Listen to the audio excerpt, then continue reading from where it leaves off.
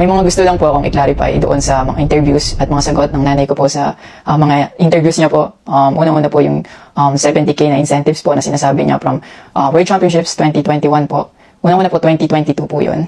At hindi lang po 70K yung na-receive ko po doon. Alam ko 6 digits po yun dahil dalawa po yung nakuha kong medalya. After nun, mga bandang December, umuwi ako sa Pilipinas. Nakikita kami ng mama ko.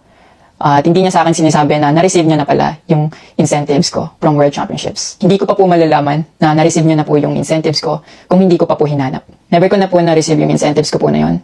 At never ko na rin naman po na hiningi yun sa kanila. Binigay ko na at wala na po yun sa akin. Ang sa akin lang naman, gusto ko malaman kung saan napunta yung incentives ko po na yun. Yung principle po kasi dito wala po sa liit o laki ng amount po na incentives po na ginalaw niya. Kundi po sa pagtago at paggalaw niya nang wala ko pong consent, yung pinapoint ko po sa kanya. At yung about sa red flag daw po si Chloe na sinabi ng mama ko, hinusgahan niya po agad si Chloe sa pananamit at sa pag-acto po niya. Magkaiba po ng kinalakihan. Unang-una, lumaki si Chloe sa Australia at ayun yung nakagisnay niyang culture. At ibang-iba po talaga sa Pilipinas kung paano tayo gumalaw, magsalita o manamit po. At yung about po sa yung mauubos po yung anak ko, nasabi po ng mama ko, unang-una po si Chloe po may sarili po siyang income. Lahat po nang nakikita yung gamit o yung pag-travel niya kung saan-saan po. Galing po yun sa pinagpaguran niya po. At bakit naman po ako mauubos? Gaya nga po ng sinabi ko, si Chloe po may sarili po siyang income and lahat po ng bank account ko po nasa mama ko po.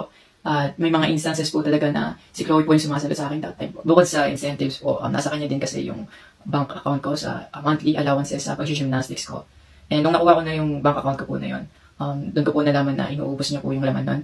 And nasa akin po yung mga bank statement ng withdrawal po na ginagawa niya po. Sabi niya pa nagsimula daw yung hindi namin pagkakaintindihan dahil kay Chloe daw po. Opo, totoo po yun. Dahil ever since unang-una pa lang, ayaw niya na kay Chloe kahit hindi niya pa po nakikita or nakikilala in person.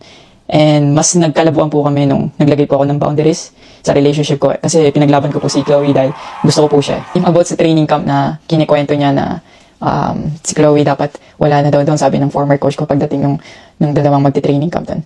Usually, kapag magti-training camp kami, palaging naka-hotel. And miscommunicated yun na doon pala sila sa akin na mag-i-stay. Hindi rin totoo na pagpunta nila doon, nung dalawang bata, dapat wala na si Chloe kasi sabay-sabay silang pumunta doon.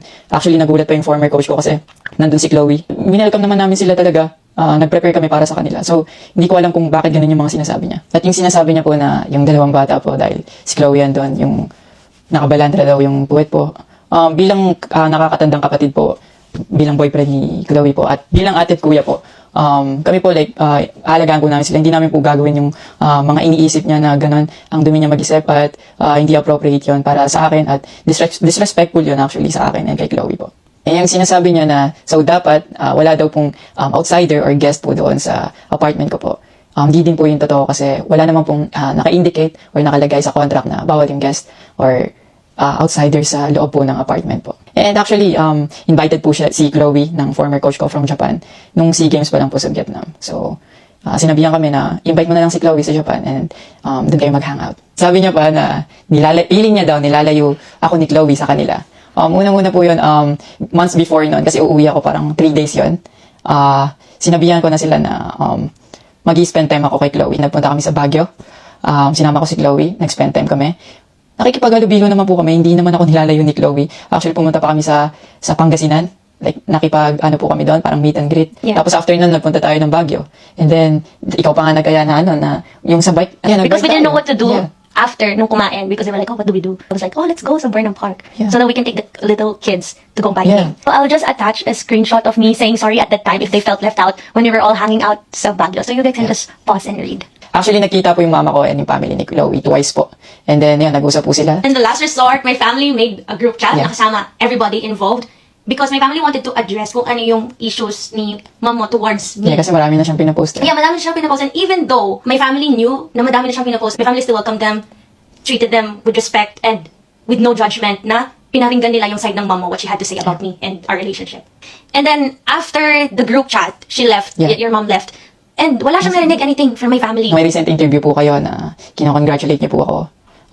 Kung genuine po talaga kayo, maraming salamat po. Ina-acknowledge ko po yung pagka-congratulate niyo sa akin.